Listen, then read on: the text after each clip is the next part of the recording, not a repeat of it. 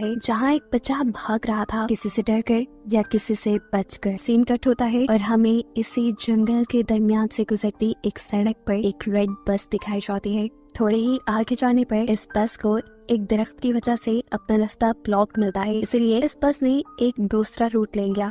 ये जाने बगैर कि आगे कोई खतरा भी हो सकता है। वहाँ पर हम कुछ स्केलेटन भी देखते हैं और आगे जाने पर सारे दरख्त भी इर्द गिर्द से खत्म हो चुके थे। अचानक ही धुंध ने चारों तरफ से उन्हें घेर लिया था। बस में बैठे हुए बच्चे भी डर कर बाहर रोड की तरफ देखते हैं, क्योंकि एकदम से ही ड्राइवर को बस रोकनी पड़ी थी। उसने नीचे उतर के देखा तो सामने एक मरा हुआ हिरन था, जिसे वो ठिकाने लगाते ही जैसे ही पीछे मुड़ा तो एकदम से शॉक रह गया। अगले ही मिनट जब वो बस में दोबारा चढ़ा तो हमने देखा कि उसके पीछे कोई आदमी था जिसने बस ड्राइवर को गन पॉइंट पे लिया हुआ था। वो सब बच्चों को भी धमकी देकर अपनी सीट्स पर बैठने को कहता है। सभी उसकी बात मानने लगे और एकदम से इसी बस में बैठे हुए एक बच्चे को याद आया कि उसने न्यूज में इस आदमी के बारे में पढ़ा था। वो एक सीरियल किलर था और अभी कुछ ही दिन पहले जेल से भागा था। सिर्फ यही नहीं, डरा देने वाली बात ये भी थी कि ये आदमी सिर्फ टीनेजर्स को ही मारा करता था। ये कह लें कि वो एक साइकोपैथ है। इस आदमी के कहने के मुताबिक ये लोग सब करते रहे। इन्होंने अपने फोन भी विंडो से बाहर गिरा दिए और ड्राइवर अपनी बस चलाता रहा। और चलते हुए ड्राइवर ने एक और साइन बोर्ड मिस कर दिया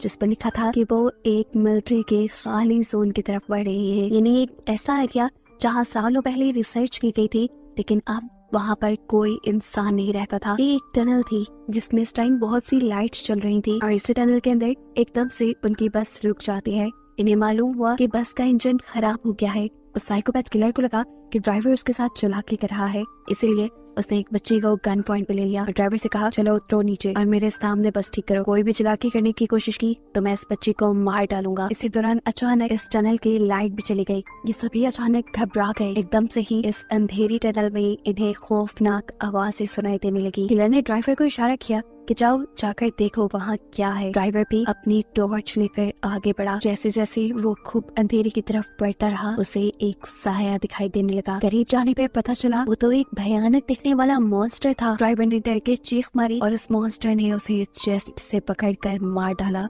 अंदर बस में बैठे हुए लोग ये सब कुछ देख रहे थे। वो किलर भी उस लड़की को लेकर जल्दी से बस के अंदर ही आ गया। ये लोग चिल्लाने लगे थे। किलर इन सबसे खामोश रहने को कहता है ताकि वो मॉन्स्टर इन्हें देख ना पाए, सुन ना पाए, और तेजी से बस स्टार्ट करने की कोशिश करता है। लेकिन यहाँ पर बस की चाबी नहीं थी। वो तो थी अभी तक ड्राइवर के हाथ में, जिसे वो मॉन्स्टर मार चुका था।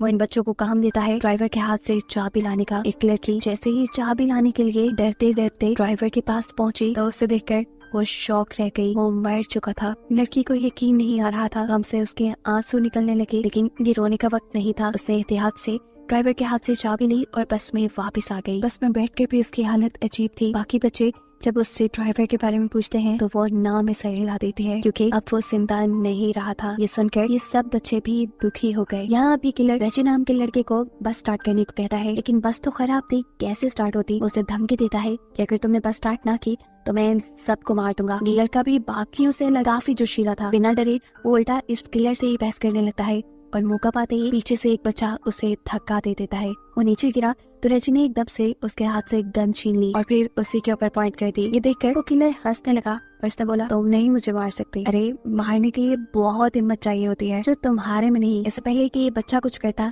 एकदम से इस बस की छत से इन्हें आवाज आती है। इस आवाज ने सबको डिस्ट्रैक्ट कर दिया और किलर ने दोबारा अपनी गन उनसे छीन ली। अब बस के ऊपर से आने वाली आवाजें भी बढ़ चुकी थी, जिसकी वजह से कि सारे बच्चे डर जाते हैं और गुस्से में किलर बस से उतरता है और चिल्लाने लगता है, जो भी हो अंधेरे से बाहर निकलो, मेरा सामना करो। वो यही सब कह रहा था कि एकदम से उसकी बोलते ही बंद हो गई। उसके चेहरे पे अजीब खौफ से भरी मुस्कुराहट आई और एकदम से किसी ने उसके ऊपर हमला कर दिया। हमला करने वाले ने उसका सर धड़ से अलग कर दिया था और बस के अंदर से ये देखकर बच्चे बिल्कुल शॉक रह गए। वो खामोश हो चुके थे क्योंकि उन्हें क्रिएचर यानी मॉन्स्टर के एक हाथ में उस आदमी का सर और वो खौफनाक सी दिखने वाली क्रिएचर नजर आ रही थी। उसके हाथ में बहुत सारे टेंटिकल्स थे जो उसने इस आदमी के सर के अंदर धंसाए हुए थे। इन्हें समझ ही नहीं आ रही थी कि ये क्या करे। ये लोग अब अपनी जान बचाने के लिए इस बस के अंदर रहने का ही डिसाइड करते हैं, लेकिन तब तक ही जब तक इन्हें अपने बस के बाहर से अजीब आवाजें सुनाई नहीं देने लगी थी। कड़कड़ाती हुई आवाज से बस का दरवाजा खुला और इन्होंने बस की सीट के ऊपर उसी मॉन्स्टर के बड़े बड़े हाथ देखे। इन्हें मॉन्स्टर बस के अंदर आ चुका था, जिससे बचने के लिए ये बस के दूसरे डोर से नीचे की तरफ भागने लगे, पर ये दरवाजा नहीं खुला। उनके हाथ में टॉर्च थी जिसका मुंह गलती से जब मॉन्स्टर की तरफ होता है तो ये नोटिस करते हैं कि मॉन्स्टर इस लाइट से डर रहा है। बस इसी चीज का फायदा उठाते हुए इन्होंने उस मॉन्स्टर को लाइट के जरिए ही दूर रोक के रखा कि जितने में इनकी बस का दरवाजा भी खुल गया और ये लोग बस से उतर गए। लाइट को मॉन्स्टर की तरफ रखते हुए ही ये लोग आगे की तरफ भागते रहे और पहुंचे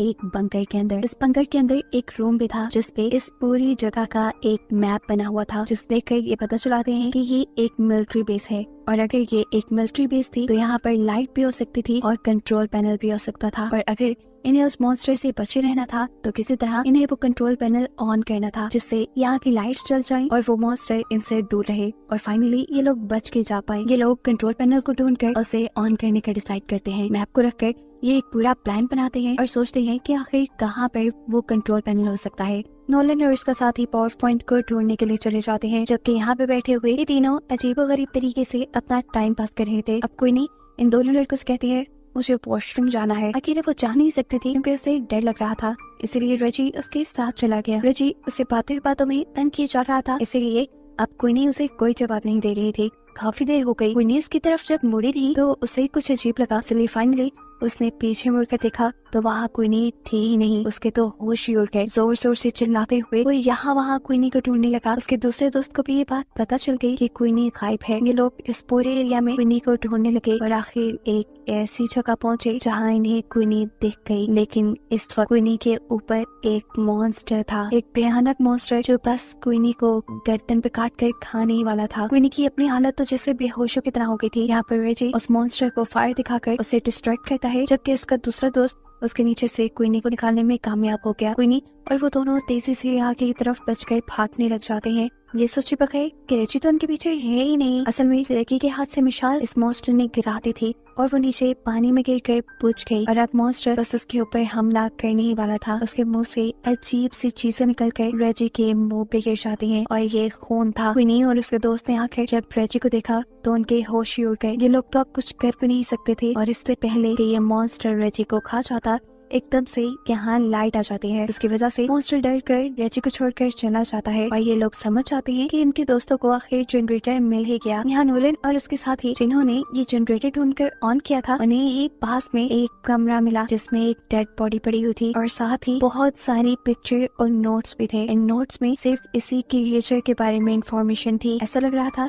कि जैसे किसी ने इस क्रिएचर के ऊपर बहुत रिसर्च की है और फिर जैसे वो इसको मारने में कामयाब नहीं हो पाया। खैर ये सब पढ़ना इनका पॉइंट नहीं था। इनका पॉइंट था कि ये जल्द ही सेफली इस कार से निकल जाए, इसीलिए ये पीछे की तरफ मुड़ते हैं तो इन्हें दूर से एक अजीब सा शैडो दिखाई देता है। ये दोनों डर गए। इन्होंने सांस तक रोक लिया क्योंकि आने वाला मॉन्स्टर भी हो सकता था। पर मालूम हुआ कि ये कोई मॉन्स्टर नहीं बल्कि उसके तीनों साथी थे, जिनको देखकर ये खुशी से उनके पास चले गए। ये खुशी सिर्फ एक पल की थी क्योंकि अगले ही पल उन्होंने क्वीनी की गर्दन पे एक निशान देखा।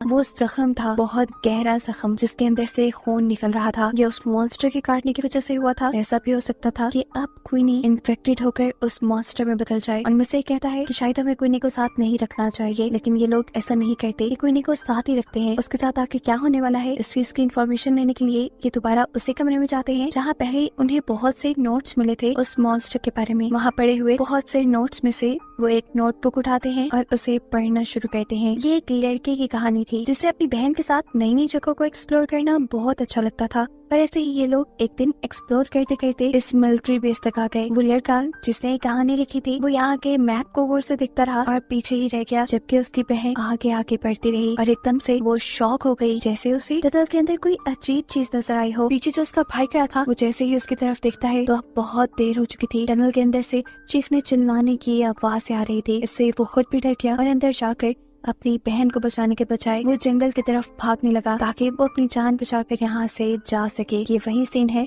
जो हमने मूवी के स्टार्ट में देखा था। इस टाइम ये बच्चा तो यहाँ से चला गया, लेकिन अब उसके दिमाग में ये इंसिडेंट रह गया था। उसके दिल में ये बात रह गई थी कि उसकी लापरवाही की वजह से उसकी बहन मारी गई और अब वो उस चीज से बदला लेना चाहता था जिस चीज ने उसकी बहन को मारा था। सालों गुजरने के बावजूद भी वो कुछ नहीं भूल पाया। उसने इस मॉन्स्टर के ऊपर रिसर्च की, उसके बारे में एक एक चीज पता चलाई और फिर प्लान किया कि कैसे वो इस मॉन्स्टर को मार सकता है। उसने मॉन्स्टर को मारने के लिए एक मशीन तक बना डाली थी, लेकिन इससे पहले कि वो मॉन्स्टर को मार पाता, उसकी बुरी किस्मत के मॉन्स्टर ने उसके यहाँ होने का पता चला लिया और उसे ही मार डाला। उसी के बनाए नोट से ये लोग ये भी पता चला पाते हैं कि वो मॉन्स्टर जिसके ऊपर हमला कर लेता है या जिसका खून चख लेता है उसे मार कर ही रहता है। और अब क्वीनी के ऊपर बहुत ज्यादा खतरा था। ये लोग फैसला करते हैं कि क्वीनी को बचाने के लिए ये लोग लड़ेंगे। उस आदमी ने जो काम शुरू किया था उसे ये लोग पूरा करेंगे, उसकी मशीन को ये लोग कंप्लीट करेंगे और उस मॉन्स्टर को मार देंगे। लेकिन क्वीनी यहाँ कहती है नहीं, मेरी वजह से कोई अपने आप को खतरे में नहीं डालेगा। लेकिन उसके सारे ही दोस्त अच्छे थे, वो कहते हैं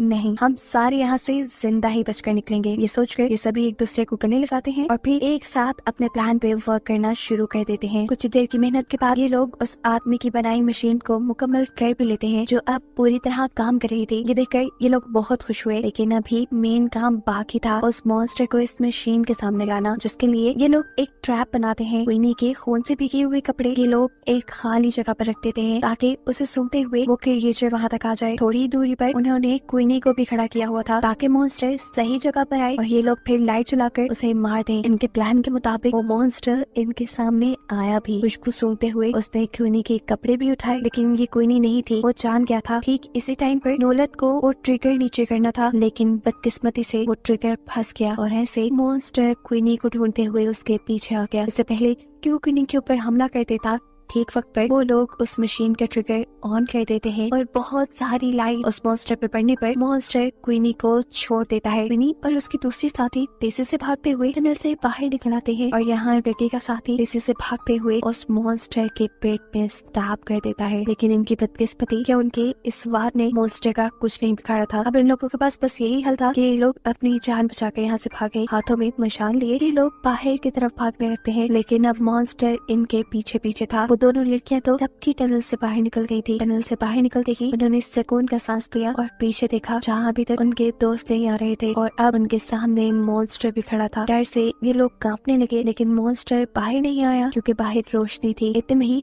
पीछे हम उन तीनों लड़कों को भी देखते हैं जो अब इस मॉन्स्टर के करीब आकर पीछे से उसे आग लगाकर टनल से बाहर आ गए। वो मॉन्स्टर आग में जल गया और फाइनली इनका प्लान सक्सेसफुल रहा। इन्होंने उस मॉन्स्टर को मार दिया था। इन सब की जान बच गई थी, ना सिर्फ अपने लिए, इन्होंने यहाँ आने वाले आगे सभी लोगों के लिए खतरा खत्म कर दिया था। इसीलिए ये बहुत खुश थे। कहानी के आखिरी सीन में ये बच्चे अपने ड्राइवर को याद करते हैं जिसने इनसे एक पहेली पूछी थी कि वो ऐसी क्या चीज है जो हर मुसीबत से हमें बाहर निकाल देती है। उस टाइम तो इन्हें इस पहेली का जवाब नहीं आया था, लेकिन अब ये लोग समझ गए थे कि वो चीज हिम्मत है जो किसी भी इंसान को किसी भी मुश्किल से बाहर निकाल देती है। मरते हुए भी ड्राइवर इन्हें बहुत बड़ा सबक दे चुका था जो इनकी लाइफ में बहुत काम आने वाला था।